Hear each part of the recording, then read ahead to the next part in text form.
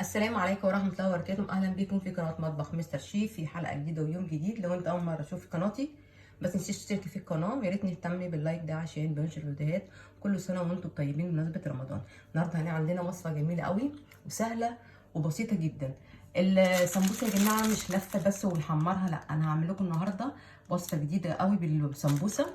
هنعمل صينية سمبوسة. أنا هعملها بالجمبري. أنا جبت الجمبري وقطعته قطع صغننة زي ما انتم شايفين كده اهو، وكمان فرمت وحدتين من البصل، وكمان جبنه خضره، وعندي قرن فلفل حراق. اي نوع خضره تحبوه استخدموه في الوصفه دي. يلا نروح على البوتاجاز ونشوف الوصفه دي هنعملها ازاي. جبنا عليه نوع معلقه سمنه وسيحناها زي ما انتم شايفين. هننزل بقى البصله بتاعتنا. انا مقطره البصله زي ما انتم شايفين، بس مش مكسراها قوي علشان خاطر ما تبانش معايا في لفه الايه، زي ما بنعمل السمبوسه عادي بقى واحنا زي اللي احنا بنحمرها. دي هتبقى لفه البسمبوسه بس في الصينيه. يعني ان شاء الله الوصفه دي تعجبكم. ما تنسوش بقى ايه، تشوفوا الفيديو للاخر. ما تنسوش يا جماعه دعموا لي القناه، الدعم ده هيفيدني كتير وكمان بيشجعني ان انا اقوم واعمل وصفات جديده لرمضان والكلام ده كله. هنحمر بس البصله وبعد كده نرجع لبعض تاني عشان ما تطولكوش في الفيديو. اهو خلاص كده شوحنا البصله بتاعتنا. هنحط على طول بقى الايه، الجمبري بتاعنا. زي ما قلت لكم هو كان طبعا سخيف عشان يتلف كويس فيه ورقه السمبوسه وما يبقاش حاجه مكلكعه. انا قطعته ايه قطع صغننه، يعني قسمت الجمبريه الواحده على ايه، على حتتين زي ما انتم شايفين. هو يفك خالص وهتشوفوه. اللي انا عملته امبارح بالليل نضفته وبعد كده حطيته في الفريزر فهيفك دلوقتي. اهو شايفين قطعته قد ايه، يعني مش صغنن قوي. بس دي سهله وبسيطه قوي، وفي نفس الوقت بنجدد في الصواني وبنجدد في الاكل بتاعنا بتاع رمضان. هنحط بقى الخضره بتاعتنا وهنحط بقى. عملت كده نحط كل حاجه في بعضها يفك عشان خاطر بس ايه البتاع ما تنفعش مني. تمام. وهنزل الفلفل، قرن الفلفل الحار. لو انت مش عايزه فلفل حطي فلفل رومي بس يبقى طيب بلطه صغنن مش كتير مش كبيره. وهنحط معلقه من الثوم، معلقه كده ايه حلوه اهي. التوابل بتاعتنا هنحط طبعا الملح بتاعنا، وهنحط كمان شويه زعتر. حطوا عشان ناشف، لو عندك زعتر فريش مفيش مشكله برضه ممكن تستخدميه. وكمان هنحط الفلفل الاسمر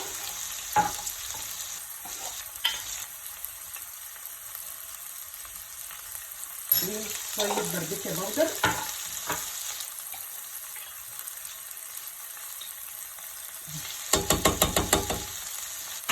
كده هي دي كل المقادير بتاعت الوصفه بتاعتنا النهارده، مش مكلفه وفي نفس الوقت ايه حاجه جديده زي ما قلت لكم.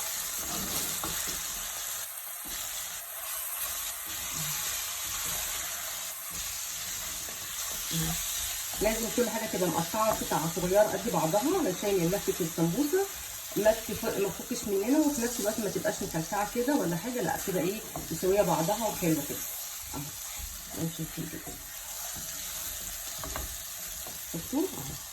طبعا انتوا عارفين الجمبري اصلا ملوش روح ان هو يقعد كتير طبعا على البوتاجاز، يا دوب بس مجرد بيفك كده ويدي كده بس مجرد طلع هو خلاص اللون بتاعه بيبقى استوى، ان هو كده كده لسه هيخش الفرن وياخد سوا تاني. انا بس بشوح كل الايه المكونات بس كده على النار، وبعد كده ندخل الفرن وتشوفوا الوصفه كلها للاخر. خلصنا خالص ونرجع لبعض واحنا بالليل. زي ما انتم شايفين اهو الحته خلاص هي خلصت. زي ما انتم شايفين بصوا عامله ازاي الحته بقى ايه جميله جدا، سهله بس وبسيطه جدا زي ما بنعمل السمبوسه.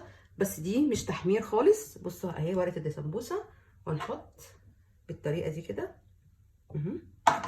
زي ما قلت لكم عشان كده انا قطعت الجمبري، عشان لو كان الجمبري عشان لو انا كنت حطيت الجمبريه صحيحه هتبقى عاليه. بصوا مش هتتلف اللفه زي ما انتم شايفين كده. هنلف كده اهو اهي شايفينها، وهنحطها في الصينيه. بس بقى في حاجه اسهل من كده مفيش. طبعا ممكن اي حد يقول لي طب ما ينفعش مثلا انا ما عنديش جمبري، ممكن اعمل الوصفه دي بايه؟ هي طبعا ممكن تتعمل بردك بجبن، مشكل جبن، او باللحمه المفرومه، او بردك ممكن نجيب فراخ ونقطعها قطع صغننه خالص ونعملها. بس انا حبيت ان انا اعملها بالجمبري، ان انا الاولاد عندي بيحبوا الجمبري، وانا كان عندي شويه جمبري كان عندي قبل رمضان، فاستخدمتهم كده اهو. الوصفه دي ان شاء الله تعجبكم جدا وتجربوها، وان شاء الله تكتبوا لي كده ايه رايكم فيها. اهي شايفين عامله ازاي؟ بنلفها عادي لف كانها بنلف محشي، شايفين اهو. بس طبعا مش هنقطع ورقه السمبوسه، بتبقى زي ما هي طولها بالطولي كده اهو. شايفين يا جماعه؟ حاجه سهله بسيطه. اخلص بقى الكميه كلها وبعد كده نشوف الخطوه الثانيه بتاعه صينيه السمبوسه بتاعتنا بالجمبري. زي ما انتم شايفين بصوا الصينيه اهي يا جماعه حلوه قوي هي زي ما انتم شايفين.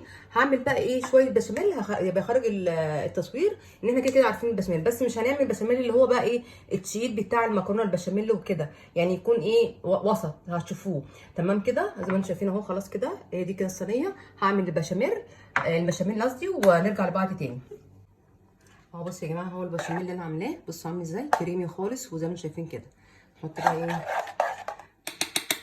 على السمبوسه، سمبوسه بالجمبري زي ما انتم شايفين كده.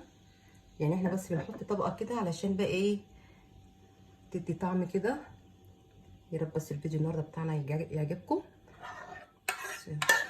مش عامل ازاي زي ما قلت لكم. بصوا البشاميل ما يبقاش تقيل قوي، انا مش محتاجه يبقى تقيل، مجرد بس بيشرب معايا بس السمبوسه اهو الطريقه دي. حاجه سهله وبسيطه ما بتاخدش وقت خالص. اهم حاجه بس ان احنا نعمل بس كده علشان خاطر تنزل في القاع بتاع الصينيه، علشان من تحت ما ايه ما تنشفش. نحط بقى ايه جبنه ميكس شيدر على جبنه موزاريلا، نزود بقى فيها كده علشان خاطر انا طبعا ايه حطيتلهاش وهي بتتلف، فقلت ايه احطها احسن على الوش بتبقى احسن. شايفين؟ نخش بقى في الفرن سوى عادي كصينيه، عشان طبعا الورق بتاع السمبوسه يستوي. وبعد كده اشغل عليها الشوايه من فوق، يعني من تحت الاول وبعد كده اشغل عليها الشوايه، طبعا الرف الابسط لما تطلع بقى من الفرن اشوفها مع بعض.